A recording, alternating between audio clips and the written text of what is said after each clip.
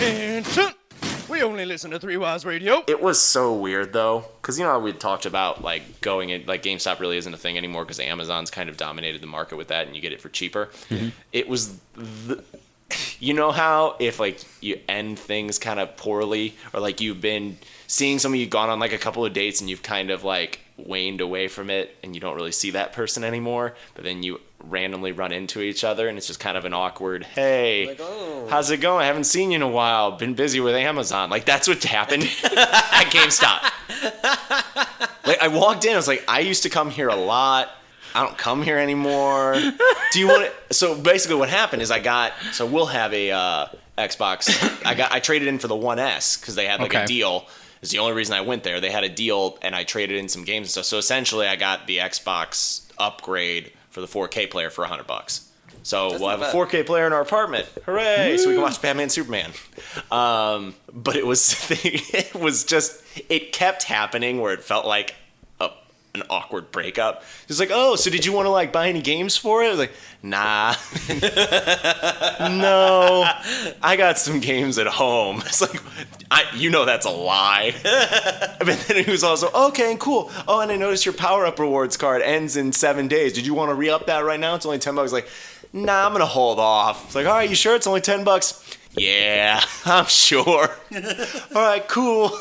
It was so awkward. I've never been so uncomfortable shopping in a facility, in any business. How often do you think that happens, like with everyone who goes in there now?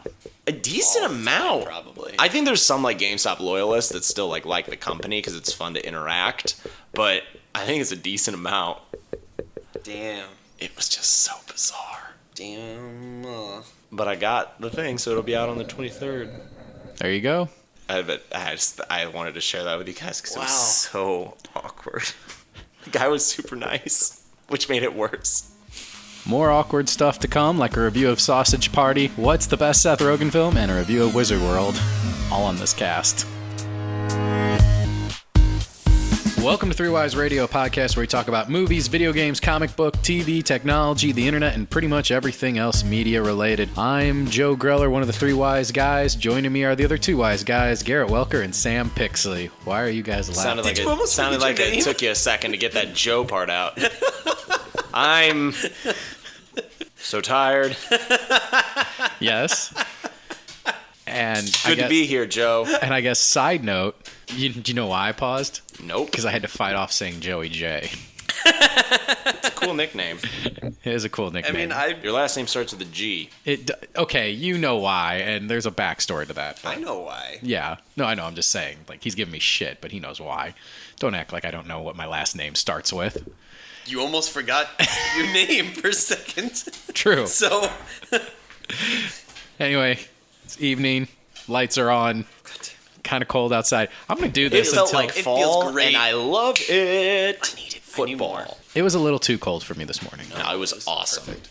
I wasn't dressed for it, but it was perfect. I'm not quite ready for hoodie weather just yet, but I had to wear a hoodie this morning. Give me a new hoodie. What's the hot place for hoodies this fall? Online. Right on. Yeah. Every hoodie I have is either from high school or online. Did you have the onlines in high school? No. Well, there you go. So what's our headlines? Headlines, yes. Let's get started. First and foremost, I'm gonna butcher her name, but Zendaya. There you go. Good job. Has been save you from yourself. Yes, rumored to be cast as Mary Jane Watson in the upcoming Spider-Man reboot, and of course we have all the nerdy people on the internet are in an uproar again, just like we were last time with Michael B. Jordan or any other time we change a character's race. Michael B. Jordan's casting as the Human Torch was justified because that movie was trash. So, but he was good, and but no one said anything about Lawrence Fishburne as Perry White, which I found funny. That just kind of it's because nobody's gonna say that's not my Perry White. Perry White's a god. But okay, so this isn't about a race thing or whatever, but it brings me to my thing of Mary Jane Watson is uncastable because nerds don't know who they want to cast as Mary Jane Watson. Because we had this exact same discussion.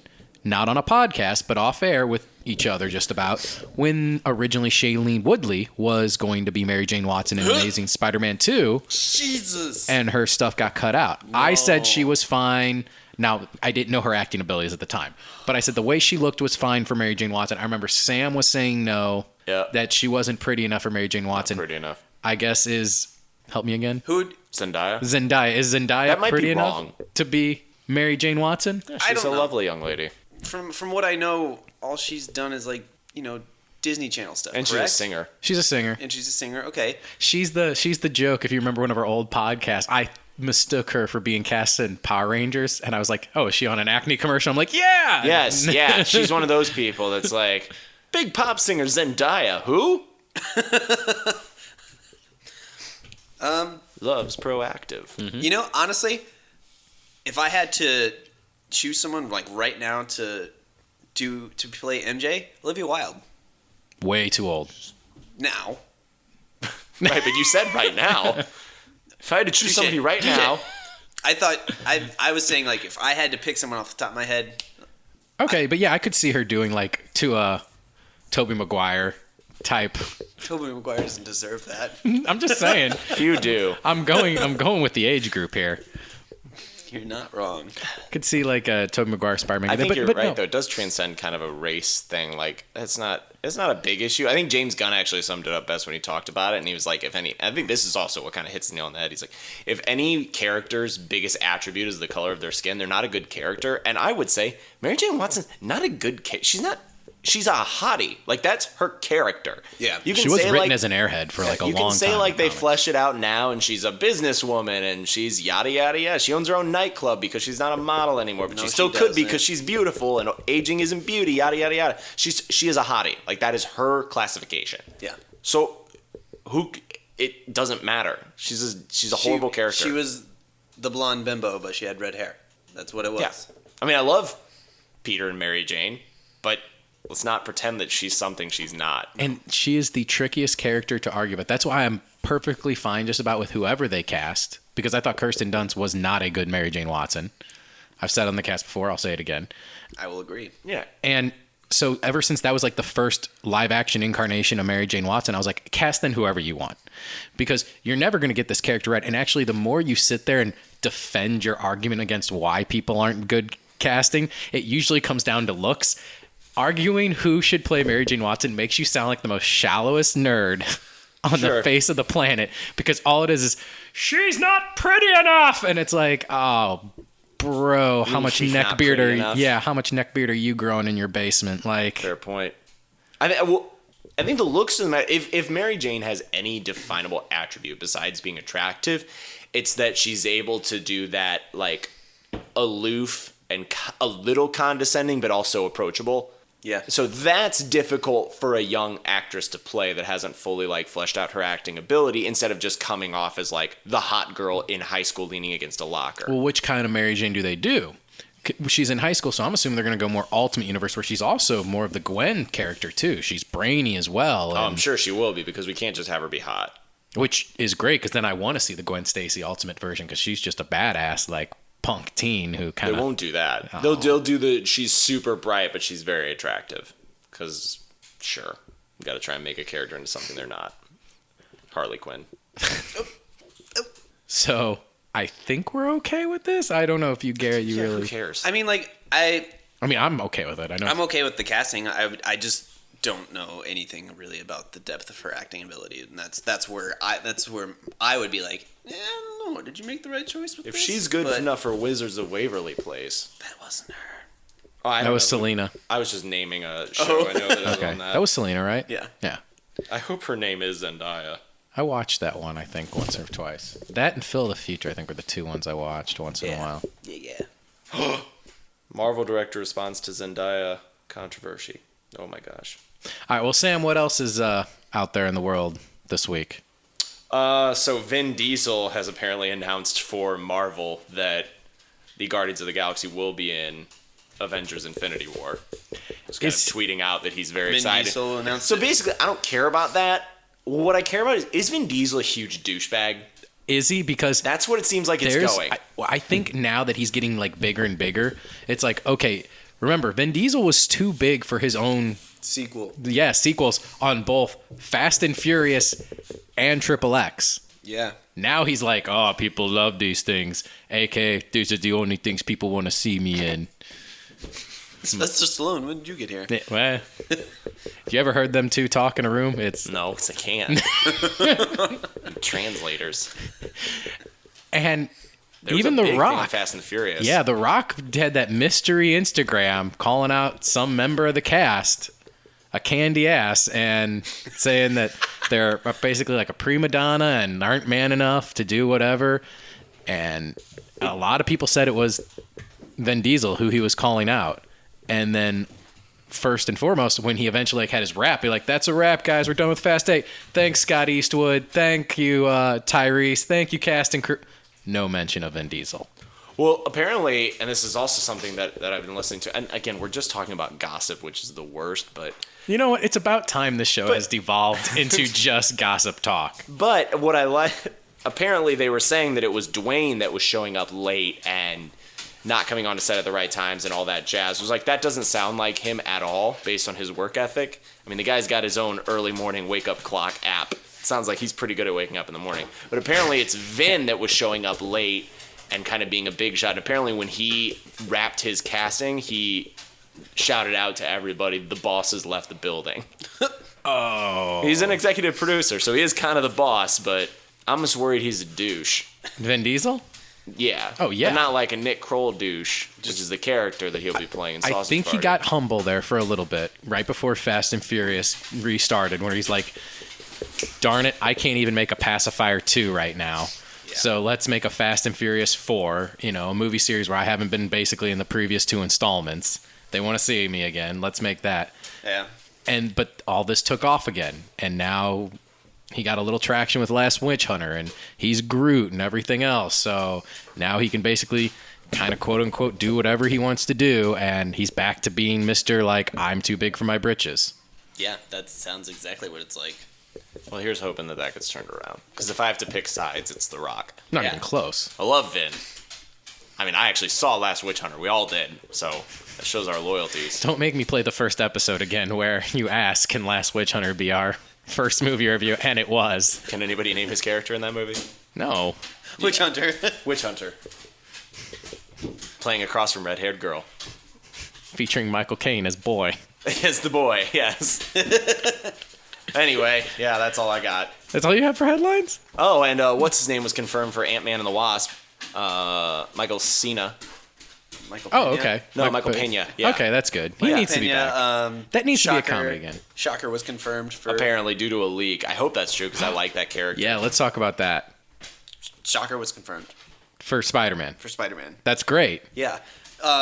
Honestly, because It's a villain we haven't seen yet. It's a villain we haven't seen yet. He's kind of like one of those little B-lister villains. It looks like, to me, it seems like they are taking a note out of Sam Raimi's Spider-Man 4 and are going to have like a little a series of montage scenes of Spider-Man encountering these new, I don't want to say superpowered villains, no, but villains, higher but tech villains. Now. He is the Marvel person with the best rogue gallery. Yeah. By far. His rogue gallery rivals Batman and Superman.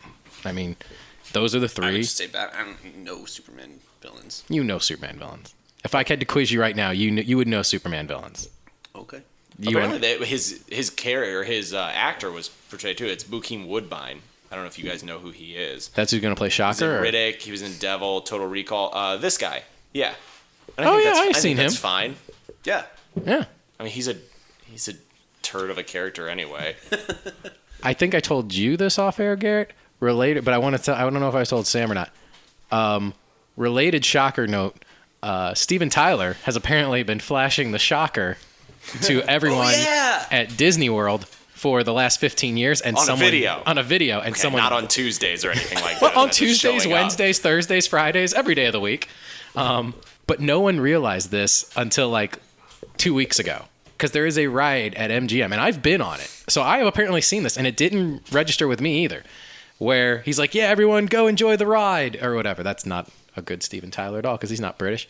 And he flashes you the Shocker, and they're going out, and everyone's like, oh. So they apparently have now CGI'd just a normal hand. So it's just a normal hand being like, yeah, Just lifts his hand up in the air and doesn't move it. Yeah. Cool. That Right just on. reminded me because you were like, shocker. Of course, shocker. What an exciting week of stuff. That's the thing. There really wasn't much stuff this week. Yeah. But you know what? That's okay. It's nice to have a little breather. It is, because we've got Wizard World was this weekend, so we're going to talk about that a little bit later on. And then, of course, we have the Seth Rogen bracket and Sausage Party. I need to watch The Tick. I don't. I want to watch the first episode. I want to watch the first episode soon. Okay. I probably will. My mom says I shouldn't listen to Three Wise Radio, but I do it anyways. The animated film sweeping the nation right now is Sausage Party. I couldn't think of another intro to talk about this Something film. like food-related puns or something. Yeah. I mean, it is sweeping the nation. It did really well at the box office. It didn't beat Suicide Squad, but it was like 30 million, I think, over the weekend, which is For its debut weekend. lots for Anime. for that ever-rated R, that rarely rated R-rated Yeah. animated movie. And boy, does it need to be rated R. Yep, confirmed. Jesus. If it sounds like we're having Vietnam flashbacks after saying that, it's because we kind of are. But maybe we'll get to that in a second. Anyway, spoiler-free version first. Voices, very well done. Animation, very well done. Story.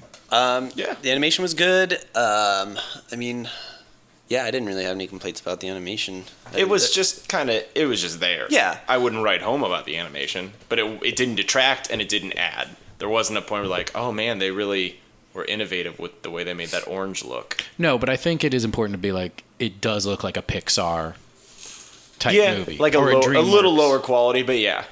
So, I mean, you're going in, you're still seeing, I guess you interpret this how you will, but high quality animation. You know, it's not like someone phoned this in and you're watching Adult Swim late at night or something. Right. Hey now, that But shit's gold. This shit's on TV. But I would say that like it's not like when we talked about Jungle Book, we're like, oh man, the animals looked really good, like it was very Right. impressive. Yeah, yeah. I'm not going to say that about Sausage Party. Voices?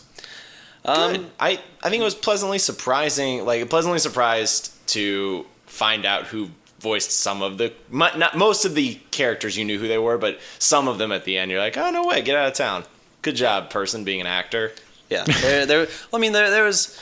I didn't even like know half the cast going into it, but like after like the end credits were rolling, it was like Sam said, it was like, oh, that was that person, and that was that. I wouldn't have guessed that. And even with some normal names that you would expect to see, it's like Bill Hader. Like, Bill Hader's a friend of Seth Rogen's. Obviously, like, he's going to be in the movie. Of course. But I couldn't tell who his character was until they showed his name in there. Yeah, I think one thing I liked is that in the trailer they didn't like hit on the voices a lot. So the only people that I knew were in this like guaranteed were Kristen Wiig And Seth Rogen and Seth Rogen. And of course, like you know that Franco's going to be in it. You know that Hader's going to be in it. You know that what's his name's going to be in it. The super bad guy, Michael Cera? Michael Cera is going to be in it, but in what context? Craig And so- Robinson. Yeah. So then when you finally hear their voice, you're like, oh yeah, okay.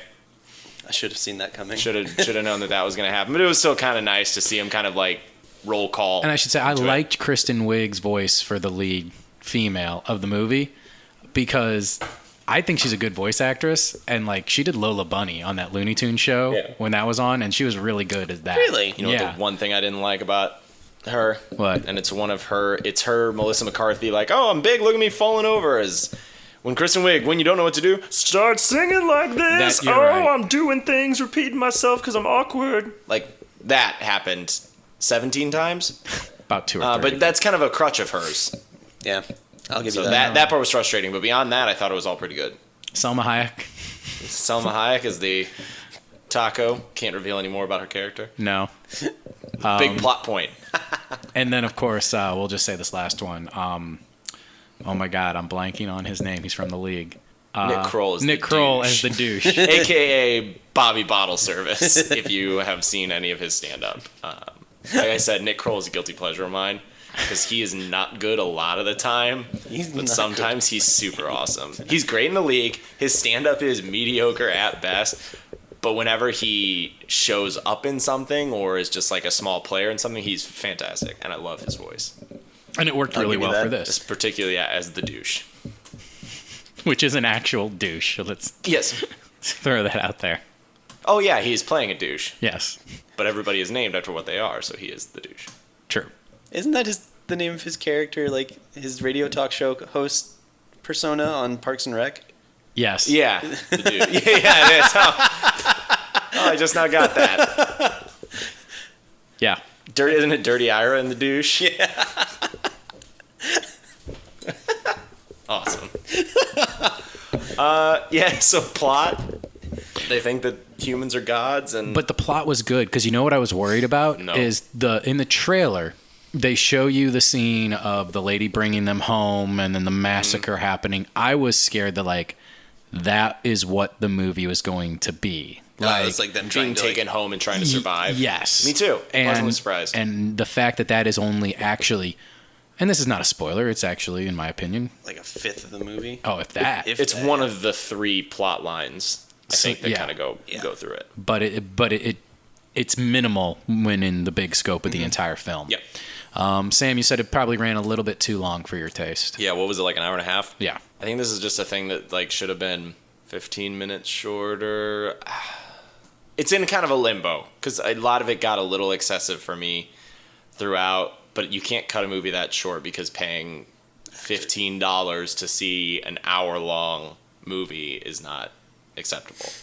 So it's kind of tricky. Yeah.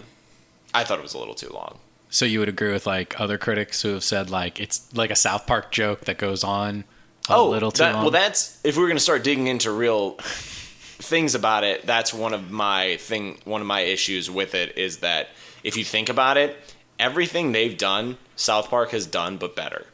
True. Like their statement there were a lot of statements on religion and atheism and social standings and political, economic standings and everything. But like South Park just addresses those, but I can watch that on my couch and it's a little bit funnier. Yeah, and it's usually Personal opinion. timelier and sometimes even more insightful because South Park doesn't pull any punches. Sausage Party did not pull many punches.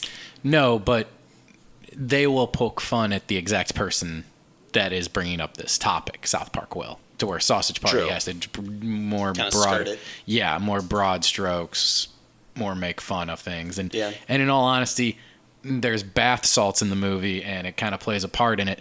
That seems like a joke that's almost 2 years too late, I guess a little bit. Like bath salts were like a big thing in the news like 2 years ago. Yeah, but I actually kind of like that too because you're not anticipating it. True. So I don't know. I don't think it was like it wasn't bad.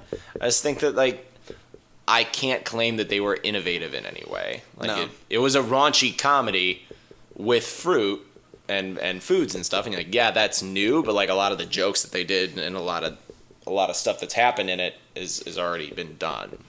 Yeah. We'll be doing a Seth Rogen bracket here later on in the show.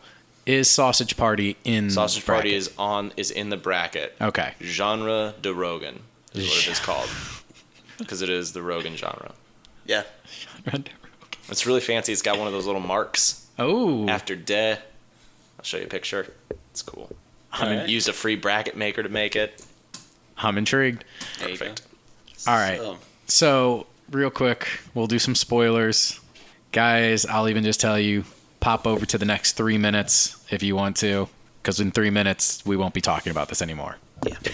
There's not much to talk about, but if you want to see the movie still, skip the next 3 minutes. We'll be Might done. be 5. Okay. Might be 2.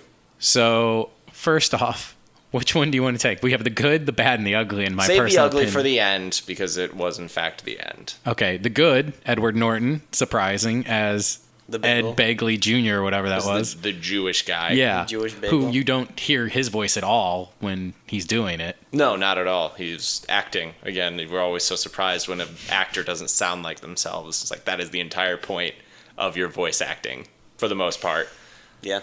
They had a really good relationship. They had a bagel and I think it was like a falafel. it was like bread a or something. falafel bread, some kind of breading. So there was kind of like that Israel-Palestine Right. situation going on the entire time. And shockingly, they became friends at the end. Weird, who would have thunk?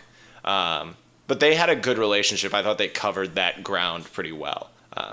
So I thoroughly enjoyed. That was one of my favorite parts of the movie. The ugly, the use of everything else that's not food as well being alive. Did you enjoy that aspect of it?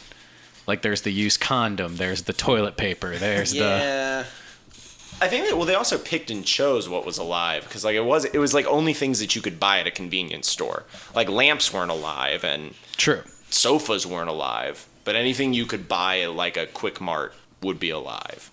I liked that. I thought it was funny because it's just something that you weren't expecting, particularly that condom. Yeah. Which then we might as well go into the last part. The ugly. The food porn scene, which is the only way you can describe it, because it's a literal graphic food orgy. Sure. At the end of this, that got a little too graphic and went on a little too long. Went on way too long. In my personal opinion, like sex has never bothered me in a film, and I've seen Eyes Wide Shut and like other movies where there's like weird sex acts going on in like movies, but this, for some reason. I got uncomfortable watching it, and I got uncomfortable watching it quick, and it lasts, and like... It did not bother me at all. I don't know what that says about you. Me neither, but it was totally normal. It didn't bother me, but It wasn't normal. It was just kind of like, I guess kind of what we were saying earlier. It's like, okay, this joke's already gone stale, and... You think so? Yeah. I think what it didn't bother me is because, like... So we saw that we knew that hot dog was going to get in that bun at some point during this movie. We knew that was going to happen. Tale as old as time. And then as soon as I saw another member start to get incorporated into the sex, that's like when the seats lower at the roller coaster and you see that first drop go. Like, you know, like, all right, the rest of this is just going to happen. I'm on this ride. There's nothing you can do about it, so you just kind of let it glaze over. Roller coasters are fun. This one isn't fun. Not all roller coasters are fun. All roller coasters are fun. This was not fun. Not the ones that malfunction. Well, I don't know whose point I'm proving here. I'd say this was quite a malfunctioning roller coaster. Yeah, because especially once you get to other items being used. But that makes... That's the last thing that happens, and so it does kind of throw you off on it. But the rest of the movie, it was good. Yes. A good time. The douche was the antagonist. They were all going to be taken to heaven, and then Honey Mustard, which was voiced by, oh my God, Danny McBride, had been returned to the store, and so he had seen the horror of what was happening. That might have been the best part of the movie. The Honey Mustard. 10 minutes between Honey Mustard committing suicide because he didn't want to go back to being eaten, followed by a near shot-for-shot reimagining of Saving Private Ryan, The Storming of the Beach, which was the best part of that entire movie. That was by far the best. A thing of flour had exploded, and everyone was recreating it. Like an Oreo was picking up its other half, and Bananas' faces were feeling falling off. Yeah, that was brilliant. That was brilliant. So, final thoughts: see it in theaters. Wait till a streaming service picks it up, or don't see it at all. I'd say wait for like TV or A streaming service to pick it up. Service, yeah. Like this, like we've been saying, the movie was good, but it's like I wouldn't have paid to go see this in theaters if we weren't doing this. Like, but if you're between the ages of like 18 and your early 20s, and you've got a bunch of, I would say this movie is a little more shifted towards guys. Oh yeah. Not to say a woman wouldn't enjoy it, but if you're like a bunch of guys in college and you like have nothing to do at night, and you're like, hey, let's go see Sausage Party, this should be fun, and you want to like I would agree. see Sausage Party with a big group of guys, like, yeah, it'd be a good time. All right, I would agree with that, because I do think my perspective on this movie would have been different 5 years ago, 6 years ago. Probably. Yeah, go eat this movie and then go get some dinner and try and get yourself to eat it. But maybe not be able to because of all the sex. Yeah, 6 years ago. Sex. The gum was a highlight. The gum was a good. Dextroprosa, glyhyphenol, whatever, you can call me gum. The chemical components of gum. It was a good 20-year-old gum that had lived under a scientist's desk for 20 years and got all of his knowledge and built himself a little chair with what looked like Oreo wheels and a battery. It's quite powerful. I'd say matinee if you're with your buddies, or a late night movie. Like, yeah, see it. It's okay, and it's something you're not going to get this again. There's not going to be Sausage Party 2. No. Even though they try and set it up. Yeah, well, they do that breaking the fourth wall, saying like, oh, we're actually a cartoon. Let's go get them. Like, that's not going to happen. It's making a ton of money, though, so I think they're more likely to do a different idea that's in a similar vein than to do another rehashing of this. What's that, Lassie? Timmy stuck in a well listening to Three Wise Radio? If you've been listening to the cast, you've heard me promote Wizard World every once in a while, saying we will be there, and we were, both Friday and Saturday, dressed up as a punk rock version of our X-Men characters from C2E2, and then as DC bombshells, a little bit more elaborate DC bombshells like we did in Metropolis. But that cosplay went much better than Metropolis for many reasons. I think the experience overall was just better than Metropolis in every way. In the background, Rogue, Natalie's dog, and Lando, who you've heard multiple times make noise in the background of the cast. It's a battle royale. Pretty much happening. Oh, But sorry, that brings guys. me to my main point. Natalie, the Three Wise Gal, and I stripped you of your title because That's we fair. haven't had anything in a while. No, I'm you've a been lazy fucker. Don't worry stripped. about it. Alex Klier is back Hey, as well. guys. Three Wise Dude. Pretty much. Are we sure it's Alex Clear? It doesn't sound like Alex Clear. Yeah, right? Oh, my God. My voice, it's just gone. Can't believe it. It's all these cigarettes. It could be Seth Rogen. We're doing Seth Rogen movies this week as well, so because we're having a review of Sausage Party. But no, C2E2, Wizard World, two different cons, two completely different experiences. Comparing the two, which was better this year for the Chicago area listener? I mean, obviously Wizard World's Personally, different. we can only speak personally. Yeah. I would say it's kind of depending on what you're wanting to go for. Like if you're wanting to go for like the more con experience, kind of like have the better, like have more panels and stuff like that, I'd say go to C2E2. But if you're wanting to go to meet celebrities and like get your photo ops with celebrities, like then Wizard World is the place to go. You know, you had like the entire cast of Daredevil, you had all the stars from Back to the Future, Gillian X-Files, Anderson, you had Carrie Fisher there, you know, there's a lot of like really big names there, and whereas C2E2, at least this past year, was kind of lacking in the special guests department. Now, I pointed this out multiple times all there. This year, I thought Wizard World was laid out a lot better in Chicago than it had been in past years. Yeah. Because the first year I went, it was all upstairs, and it was kind of covered together in this one room. Now that was just gaming. And you had a show floor in a different area. Oh, so it was all in that one area Yeah. the last few years? Oh, okay. Well, there was upstairs was generally all celebrity stuff, yeah. but it wasn't laid out as well as it was this year. No, and I like the fact that you go to a different room each time. Yeah, so you it wanna made go to it the show less floor, crowded and overwhelming. That was good. Especially for the first day we went when we did the punk rock X-Men. Good God, dogs. It's like watching the movie Gladiator. We're gonna get hit by some sort of like,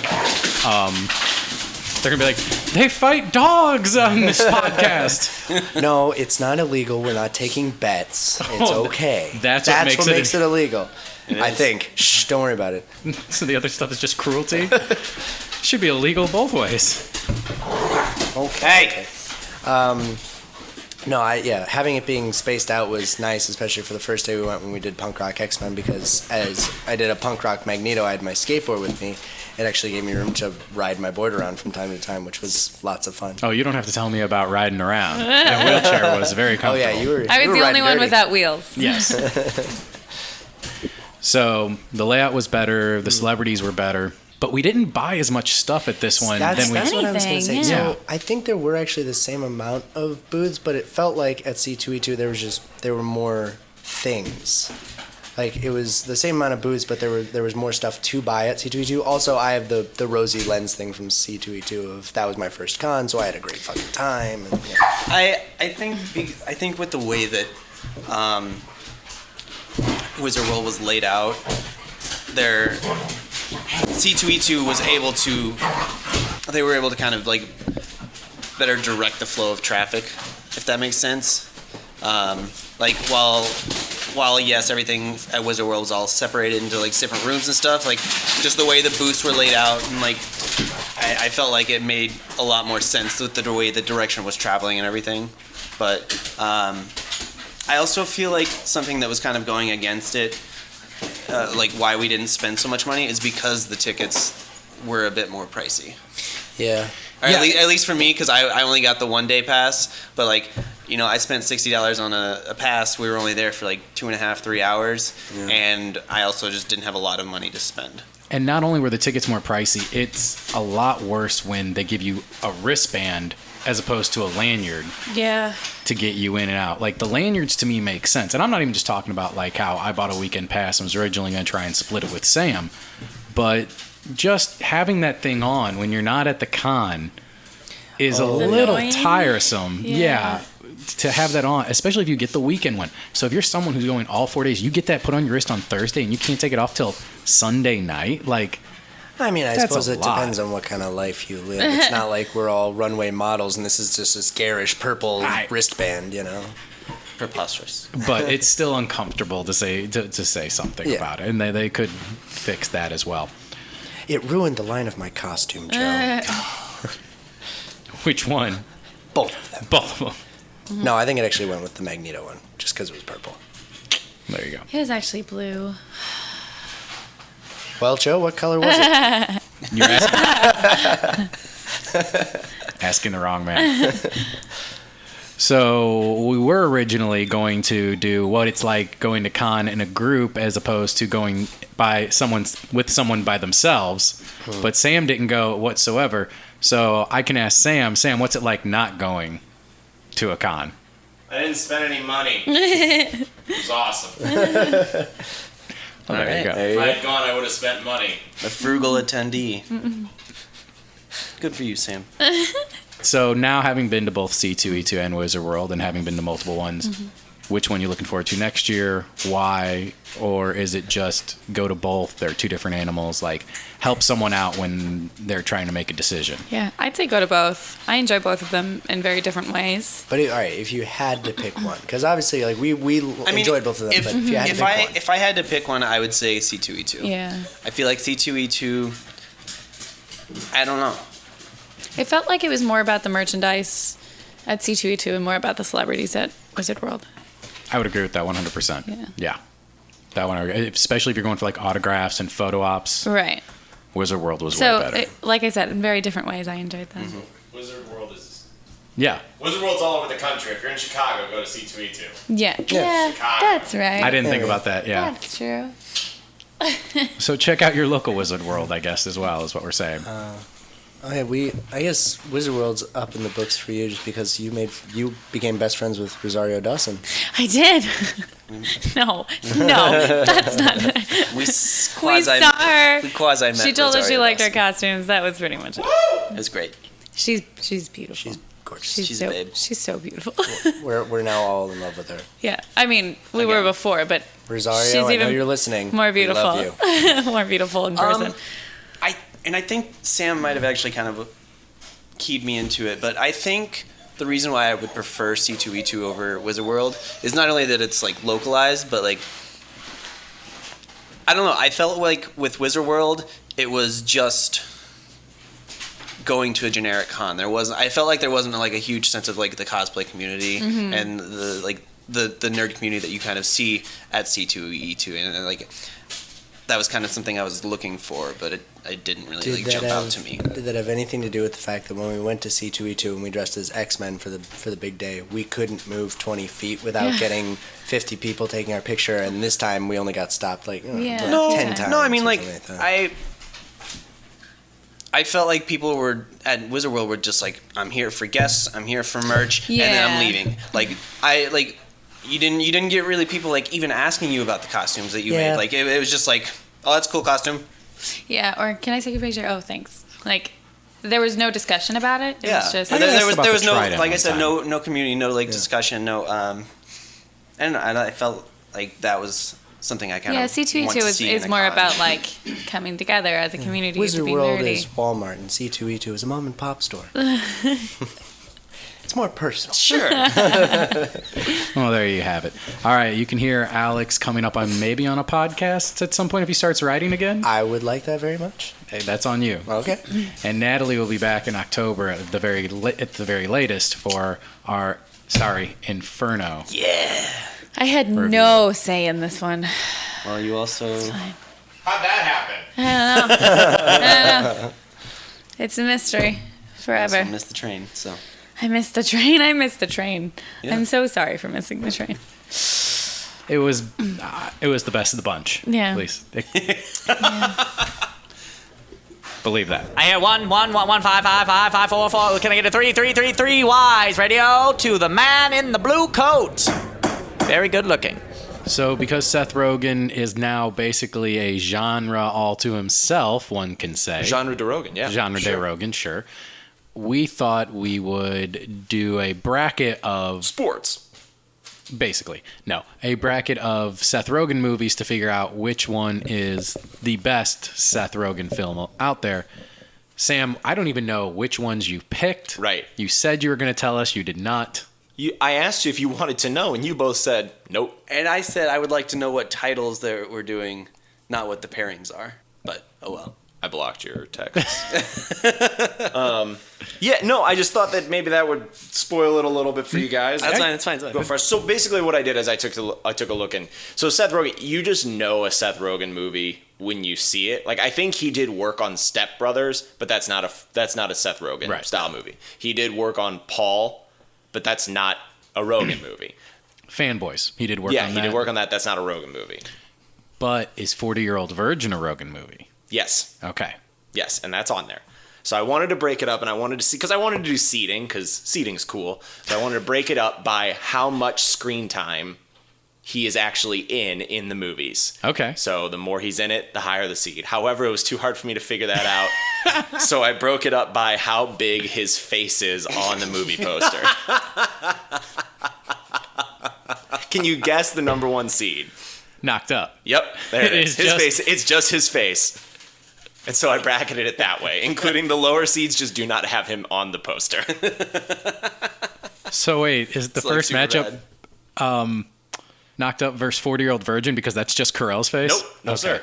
We mixed it up. I did a little diversifying. So are we ready to kick it? Yes. All right. Round number one, the number one seed, Knocked Up. And again, this is not seeding based on what I think. This is based on how big his face is, just his face, not his body, on these posters. Knocked Up versus the 16th seed, Superbad. Oh, okay. Yeah, he's not on that one either.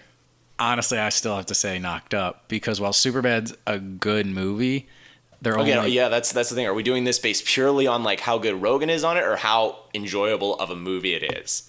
Because while Knocked Up is clearly more of a Rogen movie, I prefer Superbad. I also prefer Superbad. See, I prefer Knocked Up, and I think Katherine Knocked Up... Heigl's awful. But the movie's still great. And I think Knocked Up is way more of a Rogen... I'm sorry, Superbad is way more of a Rogen film than Knocked Up is because Rogen wrote Superbad. Okay. As opposed to Knocked Up, he was just casted in by Apatow. Yeah, but his influence is still all over that. Sure.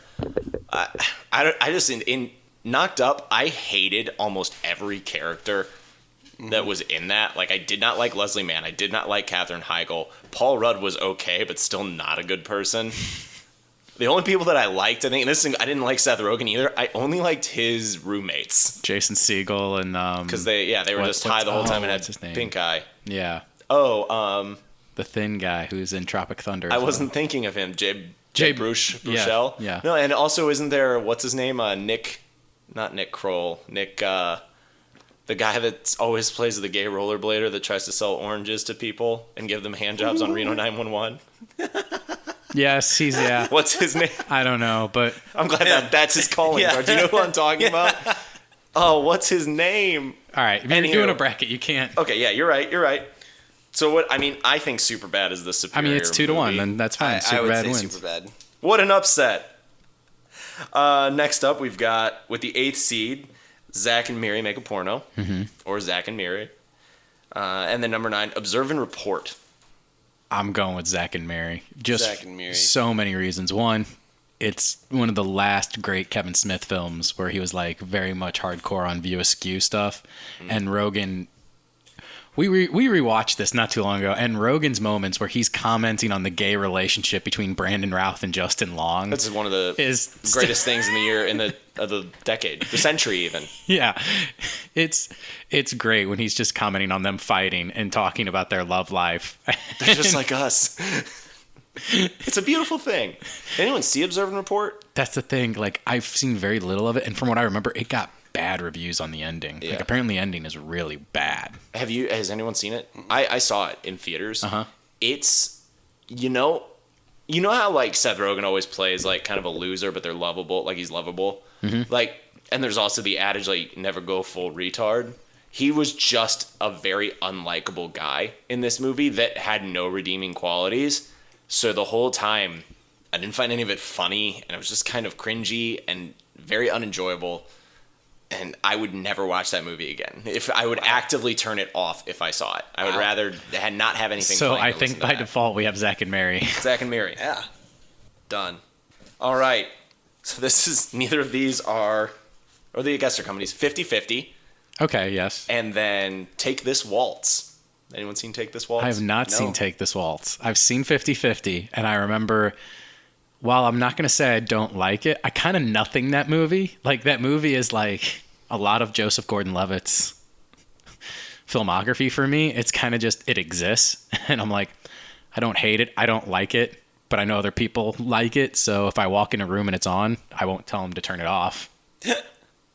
Okay. I would have to say 50-50 because What if I read you the tagline of Take This Waltz? Okay. Or the brief synopsis. A young woman, played by Michelle Williams, is torn between her husband, Seth Rogen, that she loves, and a new man, Luke Kirby, in her life, whom she's unable to ignore. Oh, is this on Netflix? I don't know. Or something? I now have seen... You now have seen this You're- movie. No, like- no, the you're, like, trailer. seeing- I've seen the trailer for this movie. I'm still going with 50-50. Both are dramas. It's a romantic comedy. Yeah. I would say 50-50. They're both comedies with like a skew on them. I would say 50-50 because A, I haven't seen the other one, Fair. but B, This is going to happen once more, I think. but B, like, I don't know. I feel like Rogen was kind of I'm gonna say he was Seth Rogen because, He's Seth Rogen. well, yes, but the guy that wrote 50-50, it was like semi-autobiographical, and the role that Rogen plays as the friend is he's actually friends with the playwright, and like that was what he was doing throughout his whole battle with cancer and everything. And I feel like that was just like that was probably the realest that you'll ever see Seth Rogen. Yeah. I think Take This Waltz might have been him trying to branch out maybe a little. Yeah, and it just didn't work. Okay. 50-50, easy peasy. This is, I believe, going to be another one. Number 5, Neighbors. Okay. We'll include Neighbors 2 if you want. But I don't think any of us have seen it, so No. we can't really dictate yet. But Neighbors. And then The Guilt Trip. When he goes on a road trip with his mom. I have seen that. Thoughts? It's Barbara Streisand. Barbara Streisand. Powerhouse. Yeah, You can't I not like remember her this. because then you're a jerk. Right. Okay. I'm fairly certain my mom and grandma liked this movie. Perfect. I did not. Because you're a jerk. No, and I didn't see it with them, in case anyone. No, Barbara Streisand was great. Rogen wasn't good. But what was the other one? Neighbors. Neighbors. Yeah, but A very Neighbors. funny, very popular movie. Neighbors is great. So as a personal thing, I'm going with Neighbors. Okay, that's fair. There isn't a Guilt Trip 2, if that's any indication True. of which is the superior movie. But I don't just think say Streisand Neighbors. does sequels. Does she not? Is that a thing? I don't think Is she's that ever her done it. choice or other people's choices? Probably a combination of the Perfect. All right, we've got number 2, This Is the End, and number 15, 40-Year-Old Virgin. Tricky one. Tricky. Man. I'm going to say 40-Year-Old Virgin because actually 40-Year-Old Virgin's funniest moments are with Rogen, to where This Is the End Rogen is playing off of with the entire cast and Okay. it being funny. So personally, I'm going to have to go 40-Year-Old Virgin just because... Channing Tatum isn't in 40-Year-Old Virgin, but boy, is he in This Is Right. the End. Right, but I mean, I remember watching 40-Year-Old Virgin wondering who Seth Rogen was after that. Like, He's Seth Rogen. but he wasn't Seth Rogen at that. Like, you didn't know who this actor really was unless you okay. watched Freaks and Geeks or whatever, you know. Yeah. Wait, really? After This Is the End? No, Oh, no. after 40-Year-Old Virgin. Okay, right. So that's another reason I'm gonna have to go because, ironically enough, Elizabeth Banks at the end like is the crazy chick who takes home Steve Carell, and he's like, "Yeah, no, you really don't want to be with this girl. Like she's nuts. Like I'll take care of her." And like they all leave, and he's like, "Yeah, so what's going on?" Starts taking his shirt off. Yep. And Match made in heaven. All right. Garrett, thoughts? I would definitely have to say 40-Year-Old Virgin, just because I don't know. I feel like that movie was like very quotable. It had a lot bigger of an impact than This Is the End did. Okay. So. All right. Pineapple Express at number 7. Green Hornet at number 10. Pineapple Express, hands down. That's not even a competition. See, I enjoyed Green Hornet more. Shut up. Who was his sidekick? Some Asian guy. No, it's the guy that played Harold from Harold and Kumar. No, it's not. Or It is not John Cho. John Cho is not in Are you Green sure? Hornet. I'm I'm pretty sure it's John Cho. I'll put down. I think you're right. I'll put down any money. John Cho is not in Green Hornet. $10. Sure. $10 right now? Yeah. That's fine. I'll do that. John Cho is not Green Hornet. I mean, he's not Kato. John Cho is not Green Hornet, but Jay Chow is. What? It's not Harold and Kumar. Not John. No, it's a different guy. It's not him. I'm so sorry. But it's the closest a name could possibly be. All right. So by that, Pineapple Express wins. Do you think 40-Year-Old Virgin is better? Or sorry, not 40-Year-Old Virgin. Do you think Pineapple Express is better, Joe? Or do you think Green Hornet is better? Pineapple Express has the better side character. Like Rosie Perez is hilarious in Pineapple Express. All right. Decided. Number 3, The Interview. Number 14, Sausage Party. Ooh. This is hard. I give it to The Interview I would just because I like to see their faces. All right, that's fine. I remember being let down by The Interview. Were you let down by Sausage Party? No. I would. That's why I was going to vote for Sausage Party. Okay. But 2 against 1. I would say The Interview just because I feel like, unlike Sausage Party, the jokes they did stick. Yes. And they were carried out a lot better. And it might be a thing of, we can actually see their faces. It's not an animation thing. The beginning of it with Bill Hader is really funny, too. All right, last one in the bracket. The Night Before versus Funny People. Night Before. Is it because Funny People wasn't funny? Right. It was It's just not. kinda It's not even close. depressing? Like the Night Before. Not only like we did a review on it for the Christmas episode. So go back and listen to that if you're in the Christmas mood, or just want a review of the film. The Night Before not only was funny, but like it was a pretty good Christmas movie. Okay. Like so, yeah, just a better overall film. 3 wise. 3 wise. Radio. As we were saying, Wizard World is this weekend, or was this weekend. We were there Friday and Saturday. So we talked a little bit differently during C2E2 and took you what it was like going to your first con experience, a big con experience. So we decided to take a little bit different approach to Wizard World and say, what's the difference between Wizard World and C2E2? But also, what is it like having a booth at one of these Comic-Cons? Not only just a Comic-Con in general, but Wizard World, which we kind of, I guess, quote-unquote, discovered when we were talking earlier. There's Wizard Worlds everywhere. And we knew that, but Sam had to remind us. Yeah. So to shed a little light on this subject, our senior booth correspondent, Brent Pollard, is here to hello. Tell us what is it like? Well, you have your own like t-shirt company basically, yeah. And you go to these different cons. Yeah. And it's called Turtle Tea, correct? T-Turtle. T-Turtle, yeah. And it's funny though, all of our fans call it Turtle Tea. They do, Turtle Tea, and they run up. Oh, really? And we have a giant banners with a little cute turtle, and it says T-Turtle on it. Everyone calls it Turtle Tea, which, I don't know, it gives us street cred or something, so. As long as they know. It's like a cool nickname. Now, yeah. Is it tea like the drink, or is it tea like T-shirt? You know what? I'm actually fine with opening up a tea stand out of T-Turtle, like a branch off of it. Just saying, something to think about. Turtle tea. It'll be nice. We'll be serving it in malls and stuff. It'll be great. And take over the world. Anyway, I'm sorry. No, you're fine. No, you're Keep cool. going. Yeah, dumb question. I'm going to tell you what I tell everyone else who comes on our cast. You're literally here to talk, so never apologize for just rambling. Awesome.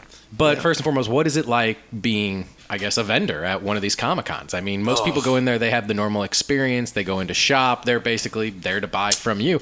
Yeah. You have to get there a little early. Like, this is business for you to a certain extent. It's not a normal have fun day, but I'm sure you have fun. Oh, yeah. Well, so the thing is I'll post pictures from, like, our trips and stuff, and everybody is like, how could this possibly be a job? Because you go to, I was telling Garret, so we go to like Australia, New Zealand. Really? You go all over the United States.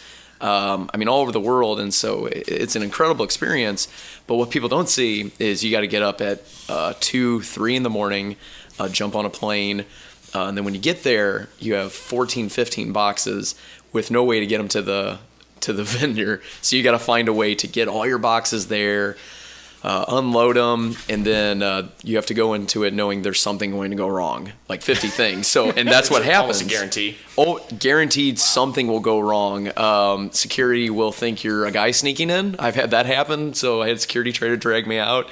And I'm like, no, look, I'm a vendor. They're like, oh, hey, he's with T-Turtle, let him go. And they let me go. I've had where none of my boxes showed up, and the show is starting in 15 minutes. Yeah. What do you do there? You several phone calls. Pray. Quick phone calls, and then you just start going down your list of contacts like FedEx, your hotel, UPS, on and on and on. But the key is you got to stay calm. And then you can't leave your booth. So if you got to use the restroom or get lunch, you're out of luck. Like you better get some bottles or something. You don't actually do that, but you can't leave the booth. Sure. But it's got a huge payoff. So, okay. So like today, I was trying to save this cause this was so cool. So yesterday, you can't leave the booth. So they dropped off McDonald's and, some of our booth friends. So we're sitting there, eating McDonald's, and my booth friend, Becca, who you met, she's on a diet, so she's like, I don't want mine. So I'm halfway through this burger, and Morgan Spurlock walks by the booth, and he looks at our banners, and he looks at me and does a double take, looks at the McDonald's burger in my hand, looks up at me, gives me the most hateful look I think any human being could muster, and walked away. And I was like, damn it. And I like threw the burger away. And so that happened. And then today, so this is the craziest thing that happened, I think, today was we're sitting there at the booth, and it's towards the end of this thing, and this older lady comes up, and she's got this little French bulldog following her around, which I didn't even know they allowed dogs in this thing. So she walks up, and she's like, oh, I really like your shirts. I'm like, oh, thank you. And we're talking, and she's like, yeah, get me this. And she buys 6 shirts, and I find out it's General Leia Organa. Wait, it was Carrie Fisher? It was Carrie Fisher. Carrie Fisher with her. Oh, with her dog. Oh, she's the only one that can bring her dog. What's his name? What's the dog's name? I don't remember. It's like Gary. It is Gary. Yeah. So I love that you sold shirts to basically Princess Leia, Carrie Fisher, and didn't realize it. So that happens all the time. Wow. Holy shit. I've got a picture, and it's pretty fantastic. We'll throw that up on our Instagram. Yeah, we haven't done something in a while. We need to throw that up. Yeah, so she gave me a big old hug, and we were petting her dog and stuff. So she's doing a kissy face at the camera and giving me a big old hug. Yeah, well, and that happens all the time. Like, Catwoman from Gotham showed up. Oh, okay, yeah. Hung out at her booth. John Cena goes by. He actually saw John Cena. John Cena, you saw him? Yeah, oh, yeah. I didn't get to go this year, but I had to work. Well, yeah. But I love John Cena. Well, yeah, and I hung out with guy who played Pippin from Lord of the Rings, which was a dream come true. But you just meet famous people all the time, and they're really nice. But yeah, it's amazing, and people see you as the brand too. That's incredible too. Is people always come up, did you draw these? Did you do this? I'm like, no, this is a 30-person company. Yeah, like we collaborate, and there's a lot of things going on. Yeah, but you feel famous. Like, I mean, sure. They treat you so nice. But that's awesome. It's I don't know. Some people can't take it though. It's pretty demanding. Like I just got married in April. Congrats. And which is awesome. Yeah, thank you. And it was great. But I'm gone a lot. Like I only see my wife like a week and a half every month. Wow. So it's very demanding. Wow. So I mean, it's got a lot of fun, but whenever people come into it, I just tell them you got to really passionate. Really need to think about. Yeah. So for priorities. example, you just said you're on the road a lot, but you're in like Australia or other places. So what's next? Like you from here, you get on a plane, you head to another city to sell more, or you get to go home for a bit, or like what is next? Yeah, so like if anybody's ever wanted to get into this, the nice thing is you're kind of 6 months on and then 6 months off, because cons are only during spring and summer. Yeah. Bearable And times. Yeah. Bearable times, and then as soon as it hits fall, it's done. So after this, I'm back for about a week and a half, and then we're going off in the mountains of Denver, Colorado. And so we're going to do that. Then we're going to Ohio, and then the last stop is, where are we going? Oh, St. Louis again, and then New York. Okay. So and then we're done. So if you St. listen to Louis the having another cast, con? What con is that? I think it's Wizard World. Is it Wizard? I thought they didn't have it until like April. Yeah, that one is not till. When is that? I mean, I don't. What is I'm not today? sure. no, Wizard World's late in St. Louis. Is it? Yeah. Okay. Oh, maybe I looked at the wrong one. That's interesting. Yeah, that's just you don't think about it like that. You think it's always just like local event, but it's not. No. It's so bizarre. Oh yeah, it's fantastic. Well, and the nice thing is too is you make so many friends on this thing. Like you'll run into the same other vendors 40 times. Yeah. And they'll take you out to eat. They'll if you have to use the restroom, they'll run to your booth, help you out. Or in our case, I don't know if you guys got to see it. We're friends with a wildlife sanctuary.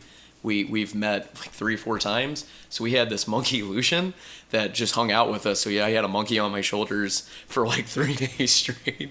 And, he like stole my phone. And anyway, it's like it's truly like the book on the road. Like you're living it, except comic book characters and blue awesome. people painted and stuff. But That was one of the couple questions that I had for you. Is that I think you kind of just answered it, but there is they're really like that group mentality of like we're all kind of on the road together. We're all trying to get our names out there and sell our product and also sell who we are, but we're also working in on this together. Like we're all in on this together. Because I know a lot of times with people like we've said before, when you get like your comic vendors and things, with the way the market is now, you can get kind of you feel like they're just there for the money and it's kind of cutthroat and stuff. But there also is another side of that you don't see, which is the camaraderie and the working together and things like that. Yeah. So it's good to get that other perspective. God, yeah, everybody's so nice to each other. I've had mean people. Don't get me wrong. Sure. I've had some pretty rough people. Sometimes you ask for change and they're like, no, I don't have any. And then you see them give change to a customer and you're like, cool, all right, I'll go over here then. Just go lay down and watch you not help me at all. The other question that I had for you, and as you kind of talked about earlier, is you can't leave your booth. No. Like, we talked about it too. Like, Sure. There's just tons of I feel like if you were a master like thief, you could go crazy at these things because there is just so much stuff That everywhere. is a good Do you question. feel like there's a good like there is theft? Or how actively are you guys like aware of it and like keeping an eye on it? Because it seems like there's toys hanging around here, there's shirts hanging around here, and there's only one of you fielding an entire booth. Yeah. It used to be really rough in the past. So like, my manager was out in Australia one time. This was their fault. They were just throwing money in a box one time, just because they were so busy. Slammed. Right. Some dude just reached in, just stole all the money from years ago. And that's why we have these stupid fanny packs now, but they work. They're great. You have the money around you all the time. Nobody can snatch them from you. But my big thing I always do is sometimes I have customers that I know are acting sketchy and they're looking to steal anything, and and they don't know me and they don't know where I'm from. They just know I'm from St. Louis, and this sounds silly, but this works. I'm just like. They're like, yeah, blah, blah, blah. I'm like, yeah, I had some people trying to steal something one time, man. I'm like, they're like, oh, really? What, do you call security? Blah, blah. I'm like, no, dude, I'm from St. Louis, man. I'll just knock them out. Man. Classic St. Louis cred. And it works. It works. They leave right away. They don't know anything about me. They don't know I can't run very fast, and I don't want to fight anybody, but I have crazy eyes, and it works. I pull a Ron Swanson. That's great. From St. Louis. Isn't that a thing though? St. Louis for some reason has just such a strong cred rating. They do. It's regardless great. of where you're from. There's so many lovely places in St. Louis. There's a couple bad ones. Yeah. Everyone just assumes you're from the bad ones, so you know how to handle yourself. Yeah, dude. I'm from like out in the country. I'm from Brooklyn. Dude, it is like it's fantastic. Honestly though, you've got that, but you've got security guards that are just on it, man. Like we were at Anime Expo. And we just came out with our Marvel designs, and they were so cool. It's the first time we're introducing them, and we had half our Deadpool shirts. I like the Deadpool ones. Half of them were just gone. Yeah. And we were doing inventory, the whole stack. We had like 200 shirts, and 100 of them just gone. And we're like, what? And that's a crazy amount of money. Yeah. And we're freaking out, and then all of a sudden, here comes the security guy, and he's like, you guys sell Deadpool shirts here? We're like, yeah.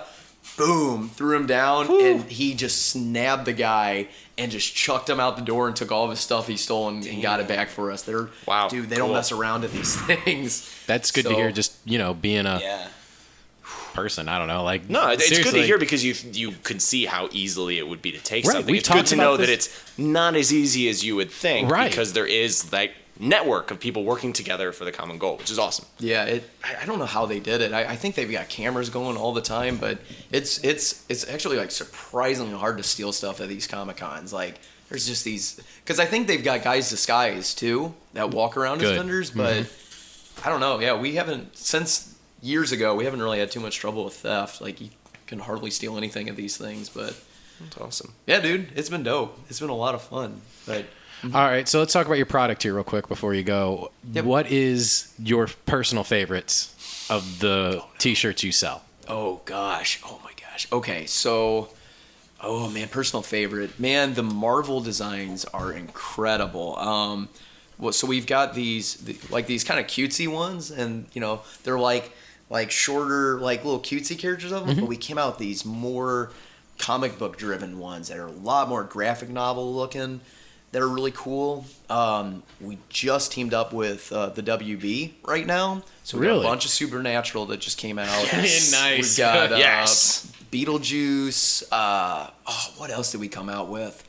I can't think of any more. But I can't tell them. Okay. Anyway, those are my favorite right now. That's fine. We understand. Is definitely Supernatural is amazing. We call it the Winchester Brothers. They're dope. And then all of our Marvel ones. We got a Spider-Gwen as well. So I saw that. That was good. They're fantastic. But yeah, if anybody wants to check it out, it's teeturtle.com. Literally just turtle.com. And all the shirts are available up there to buy at any time. Cool. Yeah, and we have mega sales all the time. And stop by and see us at a con. It'll be a lot of fun. Absolutely. Cool. Nothing else. They'll be back around in the Chicago area next year. So yes. Oh yeah. Yeah, we'll be there. Even have to wait. You'll see it then. Brent, thanks for stopping by. We really appreciate it. Yeah, dude. Thanks, guys. This is awesome. Whenever I want something smooth and classy, I listen to 3 Wise Radio. All right. We're back at the bracket. I'm going to get this thing figured out. We've narrowed it down to the Elite 8 of the genre de Rogen. First up, Superbad versus Zack and Miri. This is a tight one. Man. I mean, I know where my heart lies. My heart lies with Kevin Smith, so I'm going to go Zack and Miri. What my stance on it is, I think Superbad, when I watched it the first time, I laughed way harder than I did for Zack and Miri. But I don't want to watch Superbad anymore. I still want to watch Zack and Miri. I'd agree with that. Like, I think it lasts a little longer, and it's a little bit less. It's not that we were less mature, but like it still holds up today. Whereas when I'm watching Superbad, it's still funny. It's still funny. They came out at like the exact same time or 2 years apart. I would say 2 years apart. Yeah. Yeah. It's just, I think it's got a little more longevity. I would agree with that. Zack and Miri. Plus, Craig Robinson's hilarious in that. Yeah. Her name Bubbles. Is it Zack and Miri or is it Zack and Miri make a porno? It's Zack and Miri make a porno. Okay, good. All right, here we go. I think this is an easy one. 50-50 versus Neighbors. Neighbors. Easier. Just making sure, Garrett? Yeah. Yeah. You want to do the right thing and say 50-50 because it's a beautiful story, but so is Neighbors. And so is Zac Efron. All right, 40-Year-Old Virgin, Pineapple Express. Pineapple Express. Yeah. Really? Pineapple Express over 40-Year-Old Virgin? Mm-hmm. I would vote 40-Year-Old Virgin. Really? Yeah. One, because we are doing a Rogen bracket, and like I said, while Rogen stands out in 40-Year-Old Virgin, like, Pineapple Express is like, slowly became like one of the quintessential Rogen films. Purest, like, most uncut. It's him and Franco, like, that's what started this thing. I know it's really Freaks and Geeks, and... But Franco was in that? Yeah. So... It just comes back to him and Franco. Yeah, like I'm saying, like it's the, but like if Franco were in 40-Year-Old Virgin, yeah, would you have given it to it? Sure. But like, yeah, that's him and Franco, like the purest form, and like that's where it started again, basically.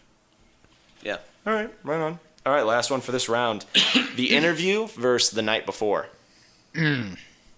Both of these aren't great, but they're good. Yes. I'm gonna go with The Night Before because we've already eliminated the other Joseph Gordon-Levitt film. I was gonna say I'd give it to The Night Before. 50-50. He was in that. He's in both of those. He's in The Night Before. I would give it to The Night Before because I know at least once a year I wouldn't mind watching this. Right.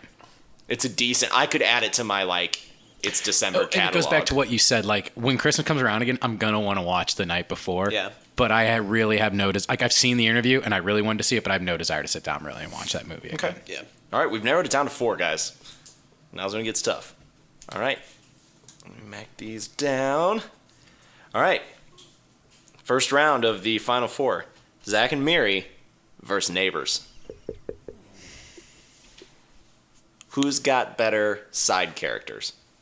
It's Zack and Miri. Yeah. I'd say Zack and Miri. That's what that movie does. It's all side characters. I think Neighbors is funnier. I think you're right. That's why I'm hesitating. You know This what? is very hard. Neighbors is funnier, but I'm gonna give it to Zack and Miri as a better overall movie. Yeah, Jason Mewes is really good in it. It's a really strong ensemble. Yeah. Whereas so it's basically ensemble versus a really strong acting relationship between Seth Rogen and Hottie with a Body. Rose Byrne? No. Oh, no, wait. No, What? not she. Klier. No, not her. Oh, Elizabeth Banks? Zac Efron. No, Zac Zac Efron. I have no clue. You said Hottie with a Body. I just That's assumed Zac it was Efron. female. Garrett's, yeah. I got it. I feel you. So that's basically what it is. What do you think, Garrett? I already weighed in with You already said Zack Zac and Miri. Yeah. Yeah, I gotta So- go. I gotta go with Zack and Miri. Zack and Miri. All Plus right, two in of the finals. I think I can feel where this is going. Pineapple Express versus The Night Before. Pineapple Express. Yeah. I just did not think Pineapple Express was that funny. I didn't think it was funny for the jokes. I thought it was funny for I could see this all as actual shit that just happens to Franco and Rogen. It's a good movie, though. Sadly, if you really take a look back on it, it's a good comedy. It's not a comedy that's quotable like Tropic Thunder. It's not a comedy that people talk about every day. I'm gonna sadly throw it out there because it's been on everyone's mind this summer, Ghostbusters or something like that. But it's a good comedy in the sense of you have this middle-aged man dating this high school girl, and he's a pothead, and he goes on this adventure with his dealer because he accidentally sees someone get killed, and so he has these crooked cops after him. It's It's more of a story than most of these movies are. Yeah, sadly, I think I just eliminated the other one with the most story, but all right, that's fair. The Night Before, but yeah, it's actually when you break it down, it's a really good movie. All right, that brings us to the tail end, the finale. Zack and Miri Make a Porno versus Pineapple Express. That's hard. That's the point. Keep in mind, these ranked, Zack and Miri is ranked at number 8 in terms of head on poster. Pineapple Express, number 7. There's something about that area where his head's on the poster that much, where they really know what they're doing. Oh, what are you thinking about, Joe? What's going through that noggin? I mean, I know I'm gonna pick Zack and Miri. Okay. I don't. He's just trying to justify it. I am. Is there any argument to be made for Pineapple Express? Like I just said, it's the better movie. It's a strong story. And actually, it might be the better movie, but Zack and Miri have much better side characters. I mean, if you really want to go, I guess one of Rogen's things now is that he's kind of like the fat guy in a romantic comedy, and it's one of the, other than Knocked Up, it's one of the first romantic comedies he's in that kind of works out. And in today's society, it's kind of how that shit goes. You end up sleeping with someone before you really find out, that's the type of deal. It's deep, bro. Well, yeah, and also it's got the thing where it's Kevin Smith is it's basically the story of us making Clerks if I would have fucked my producer. So, yeah, all right. Who was a guy? He's it's if Scott and I fucked. He's that's Zack and Miri Make a Porno. It's all right. Didn't anticipate that. I'm gonna give it to Zack and Miri based on Craig Robinson's wife in that movie because she is quite. The chick from Martin who's in it for 5 seconds. It's a strong 5 seconds. It's a very strong 5 seconds. It is, but she imposes her will on that scene. All right, I just did not see that was Well, being... isn't it white boy? You'd fuck me, wouldn't you? Yeah. And what does Craig Robinson tell him to say? Tarisha Campbell, I think is her name, or something like that. But yeah. Just say yes. Yes. And then I believe she says, and then pinches her nipples. You're not right. I would have liked to have seen about like 10 more minutes of just her and Craig Robinson arguing. You know what, though? Honestly, if that movie had come out, I wouldn't have been shocked. Right. Because they did they did it with, what did they do it with Funny People? Or they did it with, what was the movie that was based off of Leslie Mann and Paul Rudd? Because they did a second movie. Oh, This Is 40. This is 40. That was based off their characters in Knocked Up. Knocked Up, yeah. It's like, I wouldn't have been shocked if that would have happened. Oh, yeah, if they did that with... Yeah. Might have enjoyed that. Yeah. Or even like a short. Yeah. All right, so Zach and Miri is the ultimate in the genre de Rogen. Yeah. Yeah. I mean, it is very Rogen. Zach plus Miri equals porn. All right, there you have it. We've broken it down. So the movie that we reviewed for you today made it nowhere. Yeah. Did not even make it. Thoughts, comments, concerns? Do we feel like we've broken ground here? Do you feel like we've done anything? No. Right I don't on. feel like we normally don't do anything. I want to watch Zach and Miri now. It's on Netflix. We just watched it like 2 weeks ago. Yeah. That might be an influence. Any movies though besides that one that you would say to somebody that like hasn't seen a lot of Seth Rogen movies and you're like, this is one that you should really check out. Beyond Zack and Miri and Pineapple Express, which would be the one that you're like, you should check this one out. Neighbors or 40-Year-Old Virgin. I would say Neighbors too. Well, I'd also say Neighbors too, but I haven't seen that one. I was agreeing with you, not Neighbors recommending also. a second. Oh, did you know what you were doing? Yeah. Screw you. Clever. Yeah, I think that would be the one that I would recommend. Because This Is the End is a little too on the nose. Mm-hmm. And, I mean, you could say Superbad, but... Less Michael Cera, the better. That's a personal experience. All right. Then I would agree, Neighbors. All right, there we go.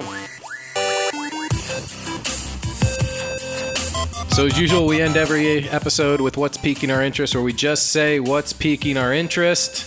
I'm not going to change it up now. Garrett, what's piquing your interest? What's piquing my interest? Last night, me and a couple of friends, we all went to go see the Fly Honey Show, which is a kind of a burlesque-esque show here in the city. And it's every year. This is their 7th year, I think. But it was just such a blast. I honestly have no words to describe this show other than like you should go see this show. Like it is phenomenal. The performances were great, and just like the whole show's message was just a very strong message of like body imagery and like acceptance, and it was just like very. It was a very welcoming community in a show and everything. It was great. Go see it. I think it's running for another like I don't know. I think it's like 2 or 3 weeks. Here in Chicago? Yeah. Okay. But go check it out. It's awesome. Sounds good. Sam, what's piquing your interest? Let's see. Piquing my interest was, where did I put it? Oh, they said for Justice League, there was a rumor out that said that that Ray Fisher, who's playing Cyborg, would have a decently sized role in the Flash movie. What? So kind of be buddying that up. And the director of the Flash movie immediately said, "Who said that?" And was like, "No, that's not true." And then immediately after that, Variety was reporting that Deborah Snyder was like, "Yes, that's happening." So, who knows? I just love that it's now literally like what usually used to take like a couple weeks is now He said, 3 days. This is gonna happen. No, it's not. We were just kidding. Yes, it is confirmed. Like we can't even get through a long weekend anymore without these details being disclosed and abolished and then disclosed yet again. It's like the guy who's trying to pull your leg, but he can't wait to let you process anything. Yeah. I mean, it's cool though. I like the idea of Cyborg being in stuff. Well, he needs to be, because I'm still not 100% convinced he's going to get his own film. Yeah, that might be rough. It's just a little bit too far out, and if these keep tanking with critics like they are, I mean, they're making money, and still #1 at the box office. As DC fans, we like them, but it's one of those things of, if this trend keeps up, it's going to be very easy to cut Cyborg and Green Lantern after Justice League Part 2. Yeah. So, Right on. Brent's still around here with us because we love him so much. Brent, what's piquing your interest this week? Man, it is there's a guy named Wim Hof, and he does basically cold adaptation with kind of like your body. And so I've been doing that training regimen for about a couple months. So basically what it is he uses this breathing technique kind of that monks used to do called inner fire. And it's a way for you to basically heat up your body and resist cold. So I would start off by taking ice showers, and you would do this breathing technique, and it takes a while because your body needs to adapt to it. But eventually what happens is you can sit in an ice bath and maintain your body heat and not get cold. Wow. Yeah. And so where you can go from there is basically it's like working out your I don't want to say your veins, but basically I guess kind of like your veins, vascular system. Your vascular system. And it's like basically lifting weights for your vascular system. And you get to the point where you can eventually control your immune system. So this guy, probably 2-3 times now, has gone into a lab with scientists. And they have video. You can look up the medical documents, everything. Inject them with antibodies, which after 4 hours will make you really, really, really sick, and fought it off, not got sick.